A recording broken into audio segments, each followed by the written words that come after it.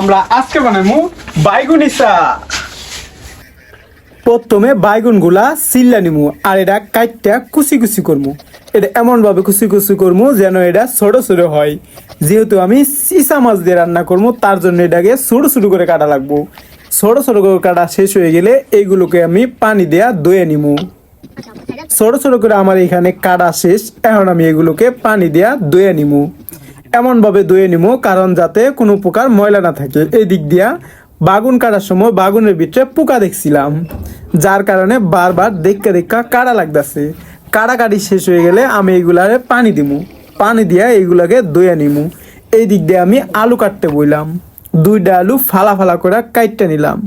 কাটা শেষ হয়ে গেলে এই আলুর মধ্যে পানি দিমু। আলু আর এই সেই বাইগন একসাথে মিক্সার করমু। মিক্সার করা শেষ হয়ে গেলে মূলত এটারে আমি একসাথে কড়াই উঠামু। কড়াই ওঠা শেষ হয়ে গেলে এখানে আমি দিব সেই ইসা মাছ। ইসা মাছের শুটকি এটা কিছুক্ষণ ভিজায় রাখা লাগবে। তারপরে এগুলো উড়াই দিব এটার ভিতরে। দেন পর এটার যা যা মশলা লাগবে সব দিয়ে দিব।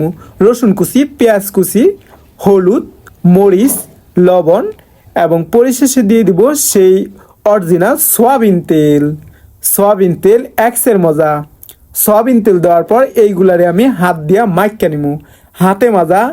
হাতে মাখা তরকারির স্বাদ কিন্তু একটু বেশি হয়। এইবার এটা হাতে মাখা শেষ হয়ে গেলে এনে দিয়ে দেবো কিছু পরিমাণ পানি, যেন এটা তাড়াতাড়ি সিদ্ধ হয়ে যায়। যেহেতু আমি এটা পুরা রান্না করবো তার জন্য পানি একটু কম দিমু। এই দিক দিয়ে আমার মাখামাখি শেষ হয়ে গেলে পানি দেওয়াও শেষ হয়ে গেছে। এখন এটাকে পানি দিয়া আমি চুলার উপরে চড়াইয়া দিমু। চুলার উপরে চড়াইয়া দিলে এটা কিছুক্ষণ পর হয়ে যাব। 10 মিনিট পর ফোন টিপা আমি আবার চুলার পাড়ে ফিরে যাইমু। 10 মিনিট পর চুলার পাড়ে ফিরে যাইয়া দেখি এটা আমার হয়ে গেছে।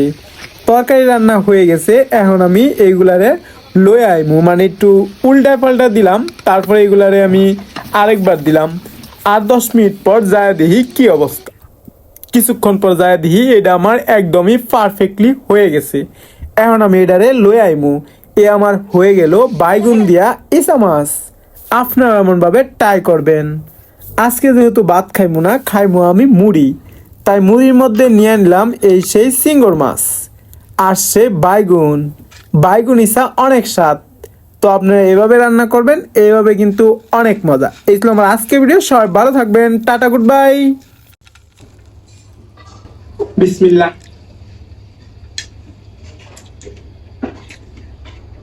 এক্সের মজা।